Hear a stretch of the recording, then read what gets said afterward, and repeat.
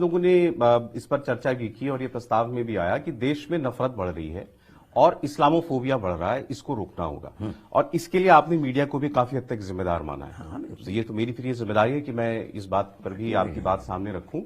تو اسلامو فوبیا کو لے کر پوری دنیا میں ایک بحث چل رہی ہے کہ لوگ اسلام سے ڈرا رہے ہیں یا اسلام لوگوں کو ڈرا رہا ہے۔ اسلام لوگوں کو نہیں ڈراتا، ہم تو لوگوں کو کہتے ہیں آؤ جنت کی طرف آؤ، اللہ کی رحمت کی طرف آؤ۔ اللہ کی رحمت اس طرح ملے گی کہ ایک اللہ کی عبادت کرو، کسی کو تکلیف مت پہنچاؤ، کسی پڑوسی کو مت ستاؤ، جو تمہیں گالی دیتا ہے تم اس کو سہالی دو، جو تمہیں نہیں دیتا ہے تم اس کو دو، جو پریشان ہے اس کی پریشانی کو اپنے سر کے اوپر لو۔ لوگوں نے اسلام کو پڑھا ہی نہیں، اسلام کو جانتے ہی نہیں۔ میں اگر یہ کہہ دوں گا کہ نہ جانتے ہیں، جاہل ہے، تو آپ کہیں گے تم نے جاہل کہہ دیا۔ میں کہتا ہوں جاہل کا مطلب ہے کہ جانتے ہی نہیں اسلام کو۔ اگر اسلام کی تعلیمات کو دیکھیں، اللہ کے نبی کی تعلیمات کو دیکھیں، اس کی زندگی کو دیکھیں، تو انہیں پتہ چلے گا کہ اسلام کس چیز کی تعلیم دیتا ہے۔ اسلام تو ایسے رکھ رکھاؤ، رہن سہن اور اللہ کے سامنے اس طرح رونے اور اللہ سے بھیک مانگنے کی تعلیم دیتا ہے کہ اس سے اچھا کوئی دوسرا مذہب ایسا نہیں ہو سکتا جو ایسی زندگی گزارنے کی تعلیم دے گا۔ لیکن آپ پڑھیے تو اسلام کو، دیکھیے تو بدقسمتی ہماری ہے کہ ہم اپنے عمل اور اپنے کردار سے اسلام کی صحیح تصویر دنیا کے سامنے نہیں پہ۔ یہ ہمارا قصور ہے، ہم اس کو جانتے ہیں، لیکن اسلام کی تعلیمات تو خراب نہیں ہیں۔ ہم اپنا قصور مانتے ہیں، ہم اپنی زندگی کی یعنی صحیح تصویر اسلام کی جیسی ہمیں یا مسلمان کو پیش کرنی چاہیے تھی دنیا کے سامنے، ہم نہیں پیش کر پا رہے ہیں۔ یہ ہمارا اپنا قصور، ہماری اپنی جہالت ہے، بدقسمتی ہے ہماری۔ ورنہ اسلام کے اندر کوئی چیز نہیں ہے۔ اسلام کے اندر اگر کوئی چیز ہوتی تو رسول اللہ کے کل 23 سال کی زندگی کے اندر ساری دنیا کے اندر انقلاب کیسے پیدا ہو جاتا؟ یہ عقل سے سوچنے کی بات ہے۔ وہ نبی جو 8 سال پہلے تنہا ایک ابو بکر کے ساتھ ہجرت کر کے مدینہ منورہ میں آیا تھا، جب معاہدے کے خلاف ورزی مکے والوں نے کی ہے، 8 سال کے بعد مرد صرف 10,000 کی فوج لے کر کے پہنچا اور چٹکی بجاتے بجاتے مکے کو فتح کر لیا۔ یہ جو اسلام جنگل کی آگ کی طرح پھیل رہا ہے، یہ مسلمانوں کے اپنے کردار سے ہمارا کردار خراب ہے، اس لیے یہ ہمارا قصور ہے۔ ہم اسلام کی صحیح تصویر نہیں پیش کر پا رہے ہیں، ورنہ اسلام کے اندر کوئی عیب اور بری چیز نہیں۔ اسلام کی تعلیمات تو بڑی پاکیزہ تعلیمات ہیں۔ جی، لوگ کہتے ہیں کہ اسلام جو ہے وہ تلوار کے زور پر پھیلا، جبر سے پھیلا ہے۔ اسلام کبھی تلوار نے اخلاق کے زور سے پھیلا ہے۔ اسلام تلوار کے زور سے نہیں پہنچا، کوئی کہہ نہیں سکتا، بتا نہیں سکتا۔ تعلیم دے کے کہاں تعلیم تلوار کی زور سے، کہاں ہم نے تلوار کسی کی گردن پر رکھ کر یا اسلام کو قبول کرو ورنہ سر کاٹ دیا۔ اگر اس طرح کسی نے کسی کو مسلمان بنایا ہے، کبھی وہ مسلمان بن ہی نہیں سکتا، نہیں ہو سکتا۔ میں نے تو کل اپنی تقریر میں بھی کہا، زبردستی مسلمان کو غیر مسلم کمیونسٹوں نے بنایا۔ وہاں قرغیزستان کو ختم کر دیا، ترکمانستان کو ختم کر دیا، تاجکستان کو ختم کر دیا، ازبکستان کو بلڈوزر چلا دیے، مسجدوں کے اوپر سب کچھ ختم ہو گیا۔ لیکن 90 سال کی کوشش کے بعد جب کمیونزم ٹوٹا تو پھر مسجدوں سے وہی آواز آنے لگی جن کو سمجھ رہے تھے کہ ختم ہو گیا، وہ پھر اشہد ان لا الہ الا اللہ اور اللہ اکبر۔ کبھی ختم نہیں ہوتا دین۔ دین تو نام ہے دل سے کسی چیز کو قبول کر لینے کا۔ جب تک دل سے قبول نہیں کیا جائے گا، نہ اسے مسلمان کہا جائے گا، نہ اسے غیر مسلم کہا جائے گا۔ جی، اب جیسا آپ نے کہا کہ اسلام کی صحیح تصویر یا اس کی صحیح جو نصیحتیں ہیں وہ اگر نہیں پہنچا پا رہا کوئی تو کمی وہاں پر ہے، تو پھر اسلامو فوبیا کے لیے کس کو ذمہ دار مانیں گے؟ یہ وہ دشمن ہے اسلام کے، جو اسلام کی غلط تصویر، انہیں ڈر لگتا ہے کہ اگر ہم اسلام کے خلاف غلط پروپیگنڈا نہیں کریں گے تو کہیں ہمارے ملکوں کے اندر اسلام ہی اسلام نہ آ جائے۔ اس پروپیگنڈے کے باوجود بھی میں کہتا ہوں کہ برطانیہ کے اندر اور امریکہ کے اندر سب سے زیادہ قبول لوگ اسلام کو کرتے ہیں، مرد بھی اور عورتیں بھی۔ اس کے باوجود اس پر، اور اگر یہ پروپیگنڈا نہ ہو دنیا کے اندر تو اسلام سے بڑا پھیلنے والا ہے دنیا کے اندر کوئی ملک نہیں۔ مولانا صاحب کیونکہ ہم بات کر رہے ہیں تو یہ میرے من میں بھی سوال ہے، میں آپ سے پوچھتا ہوں.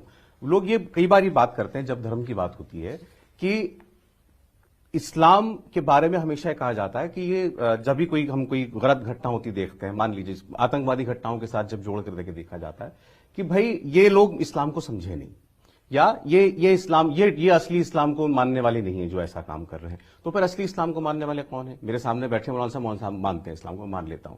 اب اسلام کے نام پر جتنی ریاستیں بنی وہی تو ہمارے سامنے ماڈل ہو سکتا ہے نا. تو کیا افغانستان ماڈل ہے ہمارا؟ کیا اسلام کا ماڈل اسٹیٹ ہمارا ماڈل اللہ کا نبی اور اس کے صحابہ ہیں. آپ سمجھیں اس بات.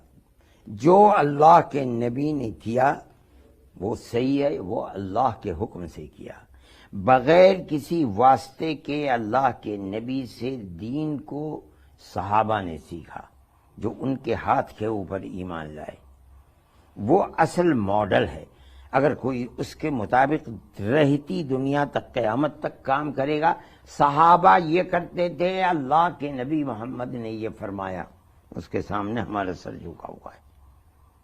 اگر ہم کوئی کام کرتے ہیں اسلام کا نام لے کر کرتے ہیں اور وہ اللہ کے نبی کی تعلیم کے خلاف ہے، یا صحابہ نے جنہوں نے دین کو بغیر واسطے کے رسول اللہ سے لیا ہے ان کی سمجھ اور تعلیم کے خلاف ہے، وہ اسلام نہیں ہے. ہم 10 مرتبہ نہیں 1000 مرتبہ کہیں کہ یہ اسلام ہے، یہ اسلام ہے، یہ اسلام نہیں ہے.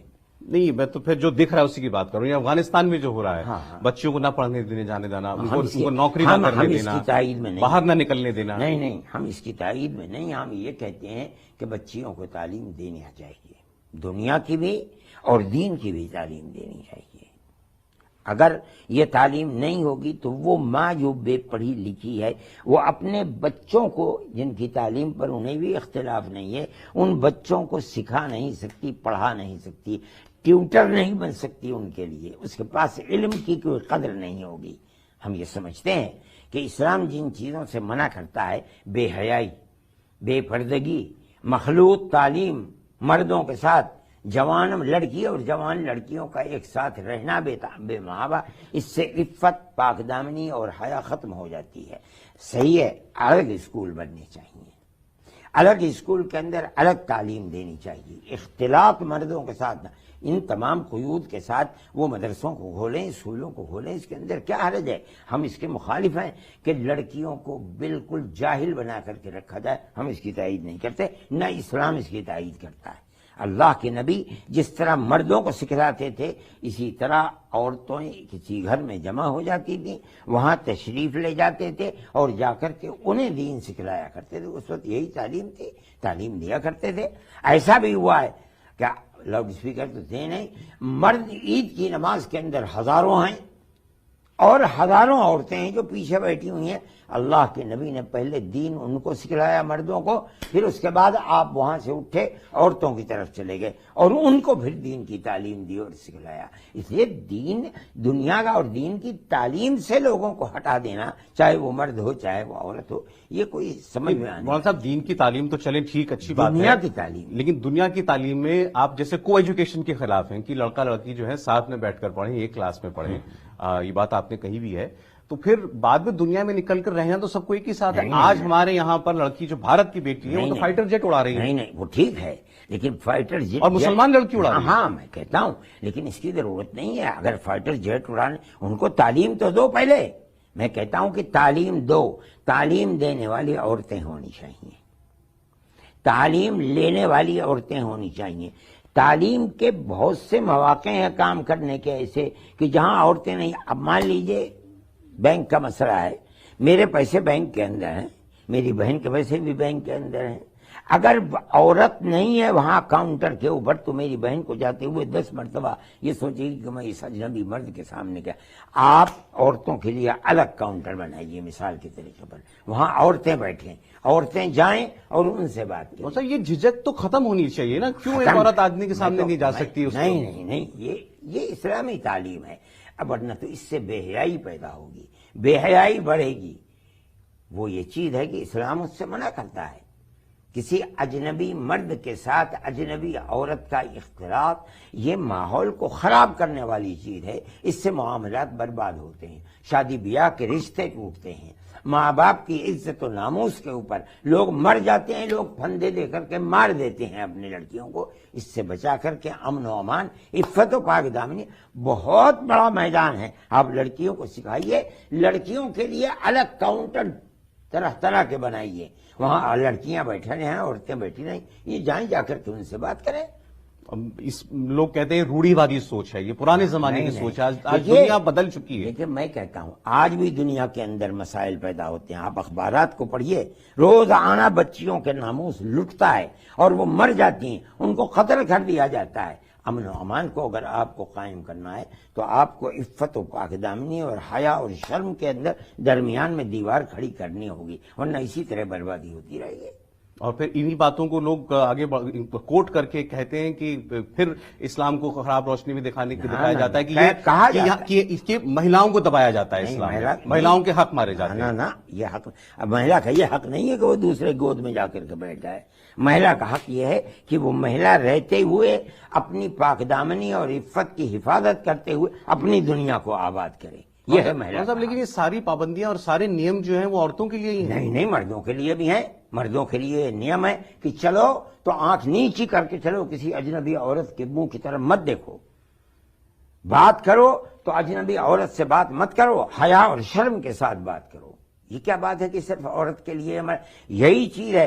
کیا عورتوں کے لیے تو کوئی قانون بنا دیا گیا یا مردوں کے لیے قانون بنا دیا گیا؟ عورتوں کو اس کا پابند نہیں کیا. عورتوں کے لیے قانون بنا دیا گیا، عورت کے لیے تو یہ بنا دیا گیا کہ وہ چاہے ننگی رہے، چاہے جیسا لباس پہن کر کے نکلے، مگر اس کے نتیجے کے اندر اس کی عزت و آبرو کس طرح لوٹے گی اور کیسے اسے پھندا دے کر کے جان سے مار دیا جائے گا، اس کی کوئی خیال نہیں ہے. مردوں کو اس کا پابند نہیں بنا ہے. اسلام دونوں کو کہتا ہے عورت چلے وہ بھی اپنی نظر نیچی کر کے چلے، مرد چلے وہ بھی اپنی نظر نیچی کر کے چلے، اس پردے کے ساتھ چلے کہ اس کا حسن و جمال دنیا کے سامنے ظاہر نہ ہو. آج تو بے محابہ عورت ننگی ہو کر کے، ننگا لباس پہن کر کے نکلتی ہے، پیٹ کھلا ہوا ہے، سینے کے ابھار اور پستی لوگوں کے سامنے ہے، چہرے کے اوپر لپسٹک لگا کر کے عورت نکلتی ہے. تو یہ بتائیے کہ فتنہ کیسے کھڑا نہیں ہوگا؟ اسلام اس کا مخالف ہے. جب گھر سے نکلو پردہ کر کے نکلو، حسن و جمال کے ساتھ، نہ اپنے شوہر کے سامنے اپنے گھر میں حسن و جمال کو ظاہر کرو، لیکن دوسرے اجنبی کے سامنے اپنے حسن و جمال کو ظاہر. یہ اسلام کا، اور ہندو بھی اسی کو مانتا تھا. آج کے ماحول کے اندر مجھے یاد ہے اپنے بچپن کے اندر کوئی ہندو عورت گھر سے بغیر گھونگھٹ کے نہیں نکل سکتی تھی. آج تو کوئی تصور ہی نہیں گھونگھٹ کا. وہ کیا چیز تھی؟ ان کے ہاں حیا اور شرم کی قیمت تھی. آج شرم و حیا کی قیمت ہی نہیں ہے. مولانا صاحب، یہاں اس پر میری آپ کی سوچ میں بھی فرق ہو سکتا ہے. اب کوئی مہیلا جو ہے اگر وہ ماڈرن پردھان پہن کر نکل رہی ہے تو ہم یہ تو نہیں کہیں گے کہ وہ ننگی نکل رہی ہے، ہم یہ تو نہیں کہیں گے کہ وہ بے حیائی کر رہی ہے. کوئی نہ کرے، لیکن عام طور کے اوپر ہوتا تو یہی ہے. عام طور کے اوپر آپ دیکھیے کہ کس طریقے سے بے حرمتی ہوتی ہے. یہ تو اب اس کا، اب میں وہی آپ سے کہہ رہا تھا کہ سارے نیم قاعدے ہم نے عورت کے لیے بنا دیے. اب وہ جینس نہیں پہن سکتی، یہ بتائیے، وہ ویسٹرن ڈریس نہیں پہن سکتی. اب ویسٹرن ڈریس نہیں، آپ نے تو کہا وہ ساڑی نہیں پہن سکتی، پیٹ دکھ رہا ہے تو ساڑی نہیں پہن سکتی. نہیں، سب کچھ پہنے. اپنے شوہر کے لیے پہنے، صرف شوہر اپنے ماں باپ کے لیے کے سامنے پہنے. بچی ہے اپنے ماں باپ کے ساتھ رہے، لیکن اجنبی مرد کے سامنے رہے گی تو فتنہ اور فساد تو پیدا ہی ہوگا. یہ بتائیے کیسے پیدا نہیں ہوگا؟